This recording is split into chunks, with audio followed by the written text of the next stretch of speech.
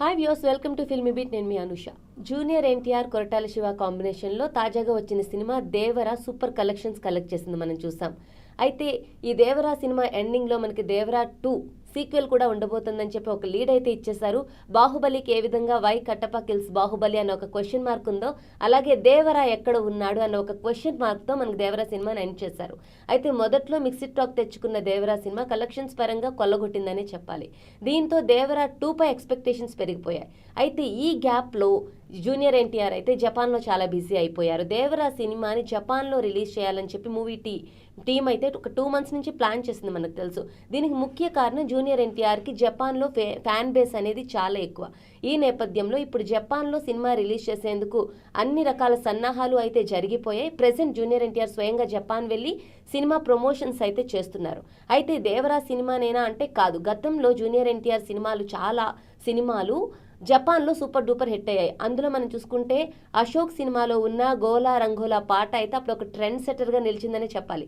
నిజానికి అశోక్ సినిమా మనకి ఇప్పుడు తెలుగులో అయితే అప్పట్లో ఫ్లాప్ అయిందని చెప్పాలి, కానీ అది జపాన్లో సూపర్ డూపర్ హిట్ అయింది. ముఖ్యంగా ఆ సాంగ్ ట్రెండ్ సెట్టర్గా నిలిచింది.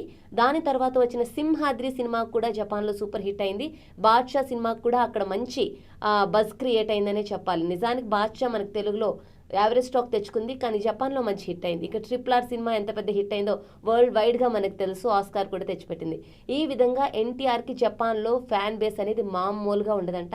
ఈ నేపథ్యంలోనే ఎన్టీఆర్ జపాన్కి వెళ్ళి ప్రమోట్ చేస్తే ఇంకా దేవరా సినిమాకి ఎక్కువ బజ్ పెరుగుతుంది అన్న ఒక థాట్తో జపాన్లో ప్రమోట్ చేస్తున్నారు. ఇప్పటికే ఎన్టీఆర్కి సంబంధించిన కొన్ని పిక్చర్స్ జపాన్లోని టోక్యోలో ఆయన ఏదైతే కోక్ తాగుతూ దిగిన ఫోటోలు అయితే ఇప్పుడు ప్రజెంట్ సోషల్ మీడియాలో వైరల్ అవుతున్నాయి.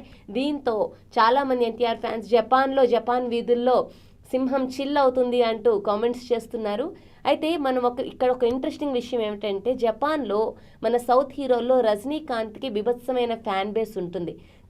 రజనీకాంత్ తర్వాత ఇప్పుడు జూనియర్ ఎన్టీఆర్కి అంత ఫ్యాన్ బేస్ ఉందంట. దీంతో జూనియర్ ఎన్టీఆర్ని అక్కడ ఉన్న వాళ్ళంతా జూనియర్ రజనీకాంత్లా చూసుకుంటున్నారు అన్న ఒక టాక్ కూడా వచ్చింది. మరి జపాన్లో దేవరా సినిమా ఇంకా ఎన్ని రికార్డ్స్ బ్రేక్ చేస్తుంది అనేది చూడాల్సి ఉంది.